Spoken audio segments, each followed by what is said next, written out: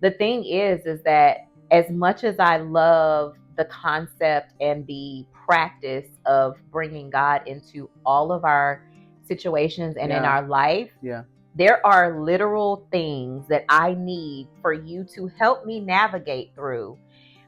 Especially if you're teaching me to pray and you're teaching me to, to believe God and trust God, then it's like when I'm faced with something, do you have the practical tools to help me navigate through this? What does faith look like in this moment? What does it look like when I don't know what to pray in this situation? Exactly. Elevate with Monique. ELEVATE. Elevate with Monique. ELEVATE.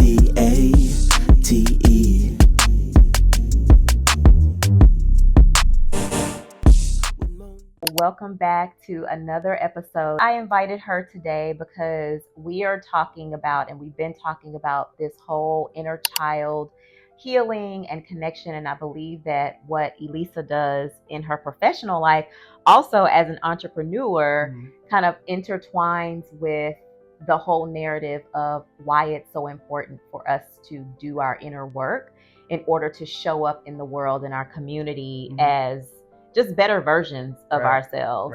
Because trauma and trauma related events are so personal and so deep, it's almost like sometimes people don't even realize they still have residue from the trauma because they suppressed it for so long.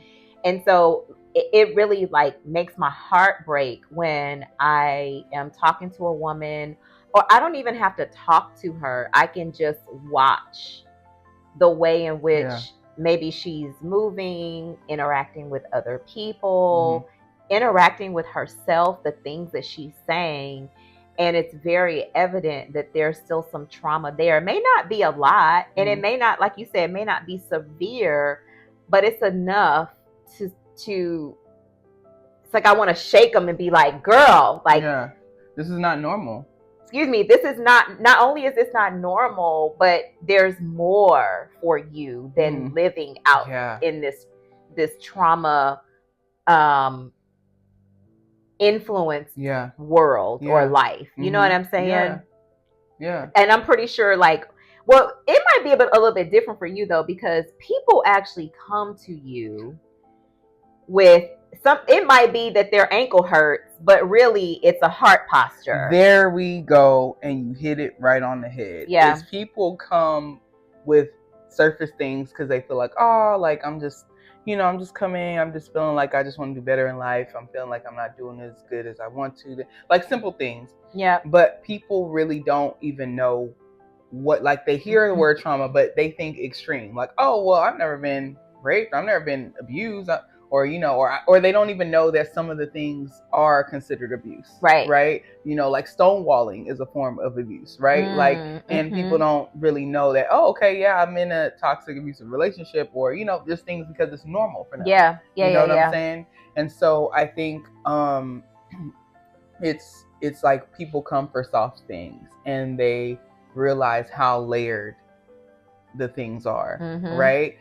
Like ADHD, and just maybe need to talk about that, or what are some medicines I can get or use, or some natural holistic ways to work on focus. But when we you can write prescriptions? No. Oh, I can't. I work with a psychiatrist. No, I work with psychiatrists. We partner together. But I think when we get deeper, a lot of it sometimes is anxiety. Like people don't know what anxiety looks like, especially people are expecting like, anxiety look like Piglet on Winnie the Pooh, where you're like constantly anxious and stuff. But anxiety may show up in like Black women as far as like always irritated, like constant irritation, like, oh girl, like come on, like we gotta, impatient. But you're impatient, right? Or the person that, like you said, always got an attitude, always frustrated with something. It's like they're nervous. They don't realize they're nervous because the societally acceptable way to show anxiety and nervousness in that household was irritation or anger. Yeah. Because if you look scared, you're going to get taken advantage of, or somebody may do something to you. So it's a survival skill to show up in like frustration and anger. Yeah, being right? hard. Being hard. Yeah. Right? But it's really you being anxious that something is not going the way you need it to, something is not happening the way you need it to, on the time you need it to, and you're scared that things are not going to work out the way they should, because in the past when things don't work out, it causes a big issue. And you just need things to fall in line the way they're supposed to fall in line. You need people to act the way they're supposed to act. And it's like when life doesn't happen like that, you're irritated, you're frustrated, angry. Yeah. But really you're anxious and you're sad and you're disappointed. Right? Same thing with depression, huh? Like I know when I went through depression, like I wouldn't have ever called it depression. Yeah. I was listening to a sermon and the way that he broke it down, I was like, check that box. Yeah. Man, check that box. Yeah. Check that box. Am I depressed? Yeah. Yeah. You know, I didn't even know that's what and I'm sure a lot of people probably are walking around and don't even know that they're depressed. A lot. Yeah. A lot. And it's also understanding, like, and just like in our culture, like more Black culture, it's like we don't really try to resonate with things that signify weakness a lot of times.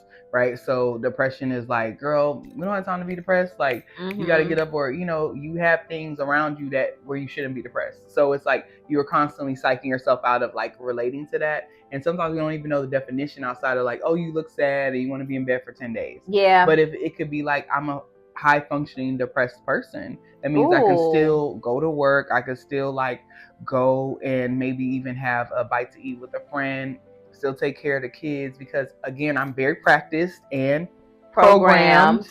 Yep. So I can still do all the things. So it's a function, it's a muscle function that works.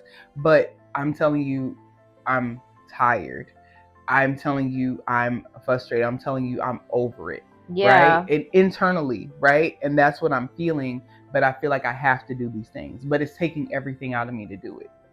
Right? It's taking everything. Or I'm functioning with my things. I'm functioning with a little alcohol. Okay, it's not getting me through. Okay, it gives me a moment. I'm functioning with a little weed, which, hey, I'm not against, but it's like it's more like when we're hyper dependent on those things. Yeah. And so it's like, you know, it shows up differently, I feel like, especially in people within Black culture. And so we can't compare it to other spaces because we've been taught and raised different ways, either by our internal household or even societally. You know, like what we're supposed to do, how we're supposed to show up. That is why people stay in these cycles of depression, anxiety, frustration, all of the things, because they don't know how to allow themselves the space to just, I'm scared. I'm freaking scared. Yeah. Like, why can't I say that without somebody judging me, or, you know, or talking you out of it, or talking me out of it, instead of helping me to navigate my way through it, because it is a real emotion. Yeah. I had real things that may have happened in my life, and it's okay to have those feelings and those emotions. Yeah. And that is the end all be all in that it's okay. Yeah.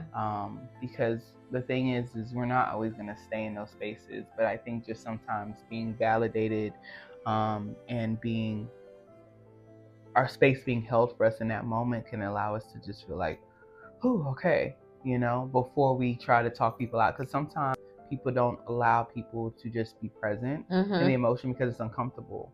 Right? If you come and say, hey girl, like, I've not been feeling that great. And if I'm your friend, a lot of people are uncomfortable with those emotions because they don't even feel comfort within themselves with it. So it may be like, girl, let's just go out to eat. F that person. They don't deserve you. Right. You know, like, you know, you're gonna be fine, you're gonna be good. And they don't realize that they're trying to pull you out of the moment because it's uncomfortable. Instead of sitting and would be like, okay, girl, so what has that been looking like for you? Like, opening it up a little bit. And again, that may be a skill to build upon for that person, but also like it's something where it's teaching you, hey, you have that feeling, get over it, girl. It's gonna be fine. And it doesn't really teach you how to navigate through it. Yeah. Right. And so it can be difficult sometimes to be open because it's like they're just going to tell me to it's going to be okay, or they're going to give me scripture, they're going to give me this. Yeah. Church culture can also be big on that because they give you a lot of scriptures, but they don't give you help and a skill set or direction. Practical. Where to get that. And I'm glad you said this because, of course, I was raised in church. Like, same.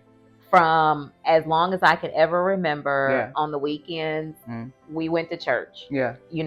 And then as I got older, that was just what my life had navigated to. But the thing is that as much as I love the concept and the practice of bringing God into all of our situations and in our life, there are literal things that I need for you to help me navigate through.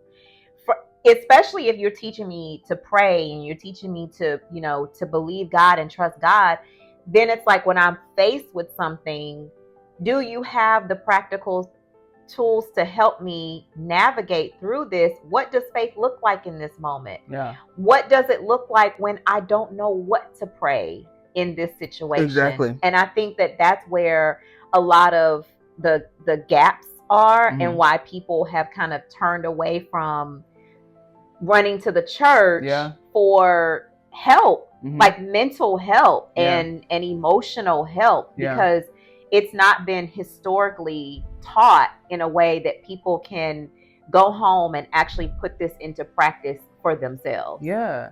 And I think, the thing is that I always ask people, what's wrong with the combination, right? You don't have to pick church or pick therapy. Like, you go to both. Like, when you have a knee pain, right?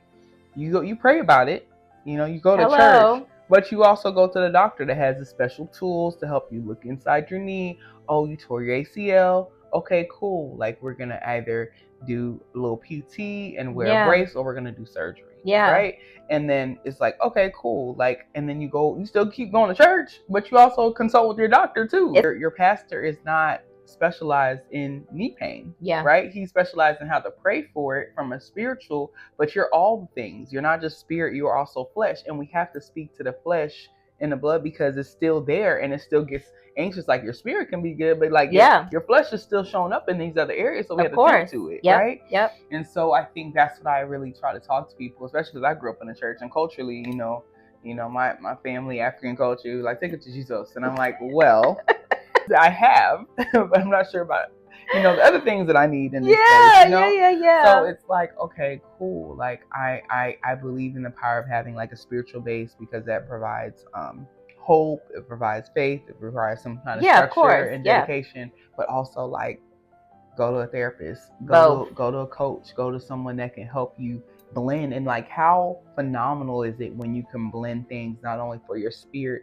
but for your flesh, for your mind, right, your brain, and cohesively put that together. It's like, you have resources for more than just one aspect of our lives. Exactly. And we're not one-dimensional. We're not two-dimensional. We're not even three-dimensional if we really want to break it down. So just having one thing to speak to all of it, it's not cookie cutter. And I always tell people, I take God into everything I do. Relationship, even the stuff I ain't supposed to do. God is right there with me. So it's okay to look for resources that just can help. Like, navigate through that life. So I wouldn't say I'm a trauma specialist, but I do work with people that experience trauma. That's everybody. Yeah. That's all of us. We done all had some kind of trauma. I heard somebody, I don't mean to cut you off, but I heard somebody say the other day, he was talking about kids and, how they experience trauma. And he was like, I'm pretty sure every kid has experienced some sort of trauma in their lives, and not necessarily always intentional, but trauma. So Yeah, and even like when you think about it, like a traumatic event that may be more mild can be like, hey, my first heartbreak, because that shifts the way I see love. Because remember, the first view of love I had was through my parents or my caretakers. Right. Yep. And then now this is my first intentional relationship I've had with somebody, or engaged in some type of love relationship with that person. Right. And then the heartbreak of that is like, oh, right? You know what I'm saying? Or the first time they hurt me, it's like, oh my God, right?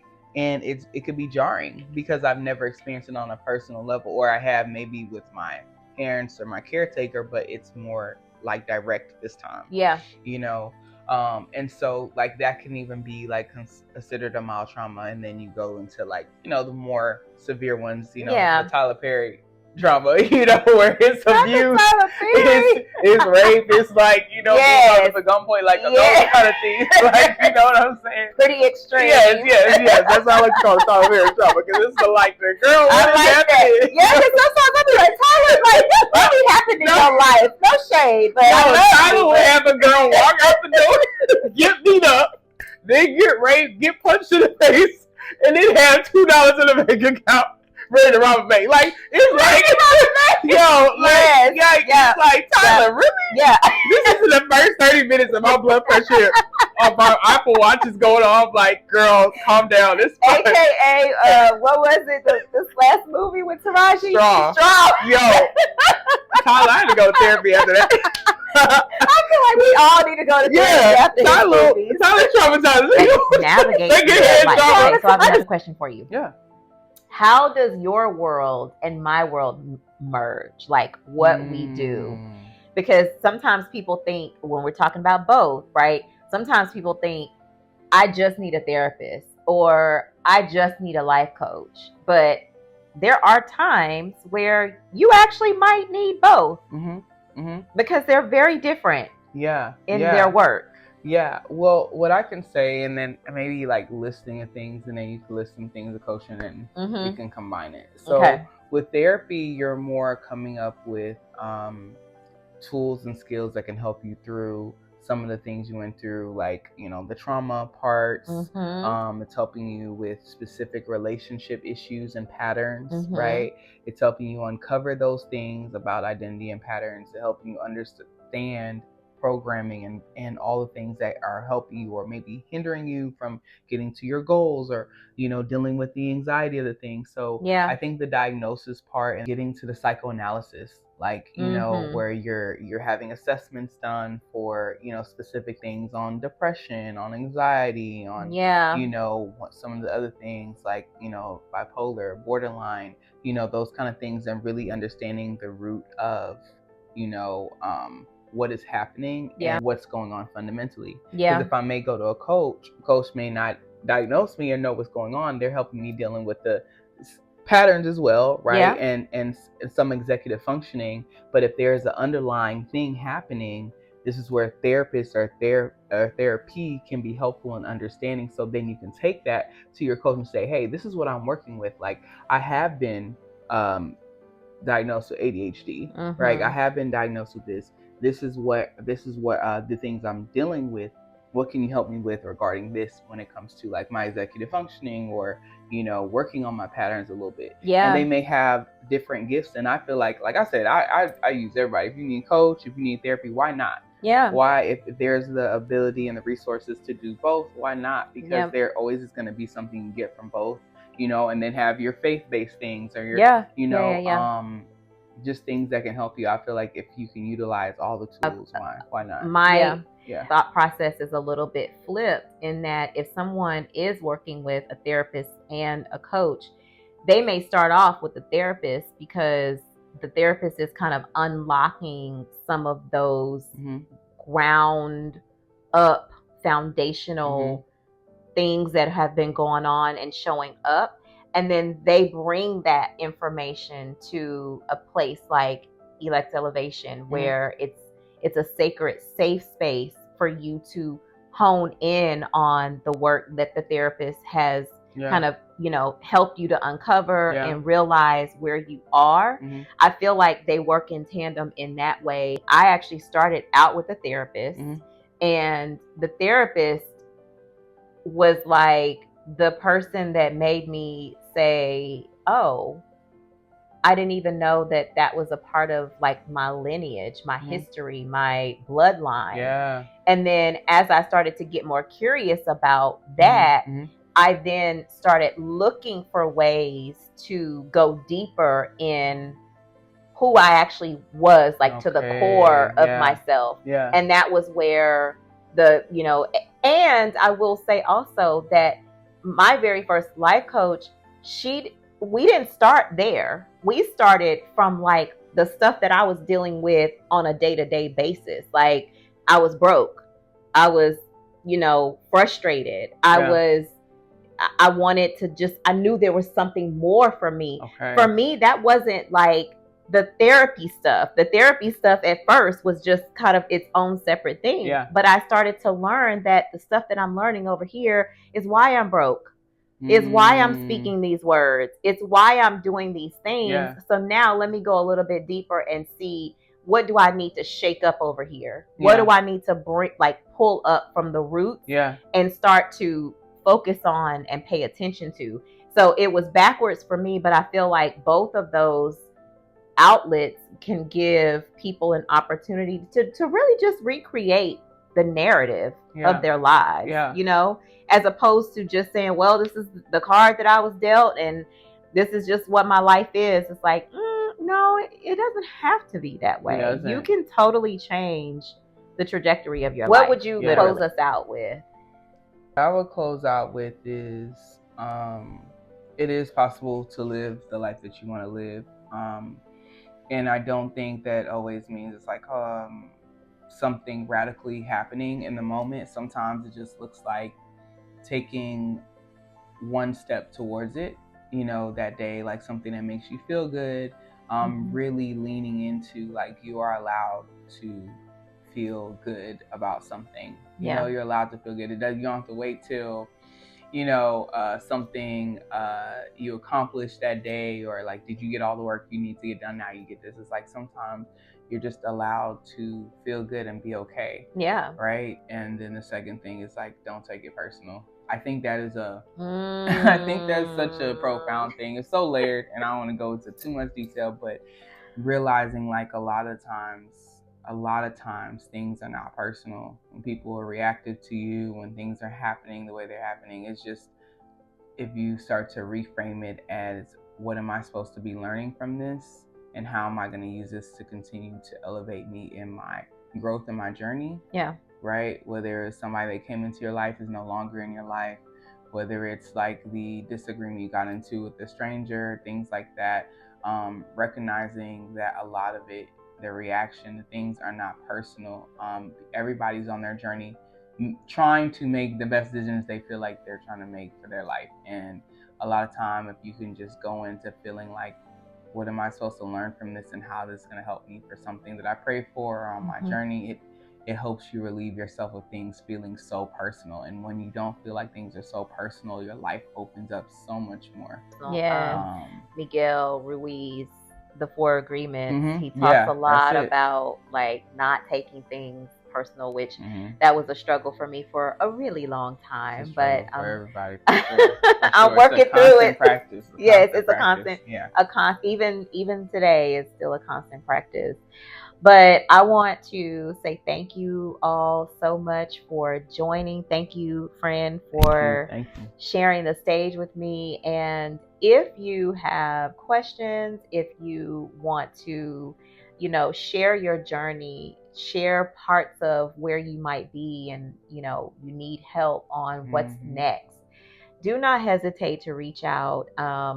My information is info@electelevation.com. If you're looking for a therapist, you can reach out to Elisa at beyondlivingeb@gmail.com. So Beyond Living, E as in egg and B as in boy @gmail.com. So there you have it. So thanks so much again for joining. And if you like this video, do not forget to go ahead and click the like button, subscribe to the channel if this is the type of content that resonates with you, so that you could get more of it. And I will see you in the next video. Bye, guys. Bye. Thank you.